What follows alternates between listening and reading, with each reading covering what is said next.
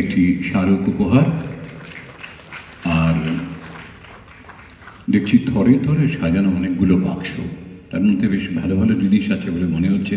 হতেই হবে, কেননা ফুড পার্টনার শুনেছি বান ছাড়ান, এরপর আর ভালো জিনিস না হয়ে যায় কোথায়। তবে মিষ্টি হৈমন্তী দিয়ে হয়তো খাবে না, যারা পাবে ভাগ্য তাদের। সৃজিত মুখোপাধ্যায় এই মুহূর্তে চলচ্চিত্রে সাড়া জাগানো একটি নাম।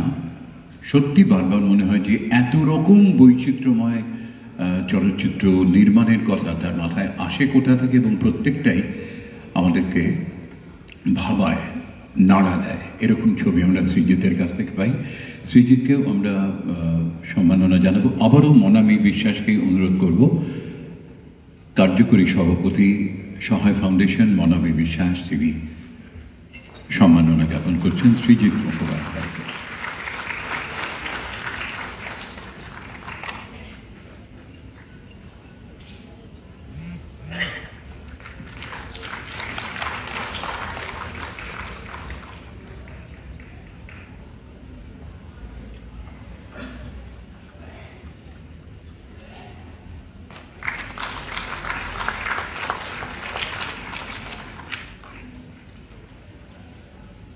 একে একে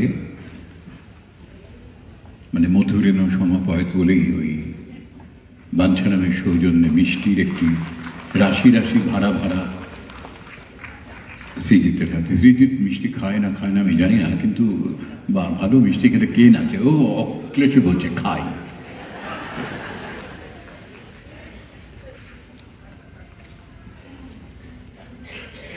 আমরা আমাদের সঙ্গে রয়েছেন শ্রী প্রকাশ রঞ্জন শ্রীবাস্তব, অ্যাসোসিয়েট ডিরেক্টর ঝলক এন্টারটেইনমেন্ট।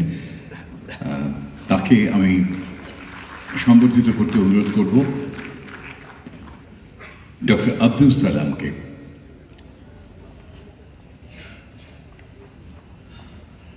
ডক্টর আব্দুল সালাম সম্পাদক সহায় ফাউন্ডেশন।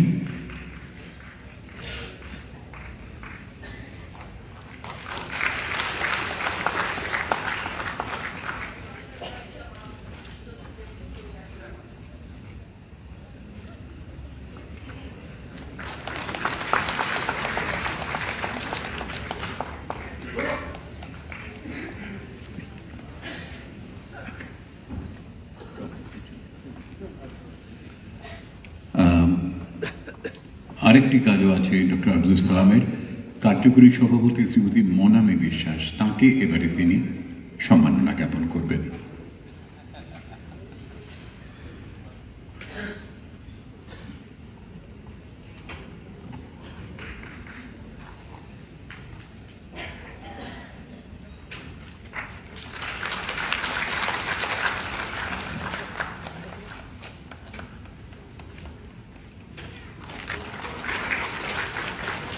কার্যকরী সভাপতি শ্রীমতী মনামি বিশ্বাস, তাকে আমরা সম্মাননা জ্ঞাপন করলাম। ডক্টর আব্দুল সালামকে বলবো আরও একবার সম্মাননা জ্ঞাপন করতে সহায় ফাউন্ডেশনের সভাপতি শ্রী দেবাঞ্জন দেবকেও। আপনিও একটু এগিয়ে আসবেন। উনি সবসময় একটু নেপথ্যে থাকতে চান, কিন্তু আমরা আজকে জোর করে মঞ্চে নিয়ে এসেছি। তাকে সম্মাননা জানাচ্ছেন ডক্টর আব্দুল সালাম।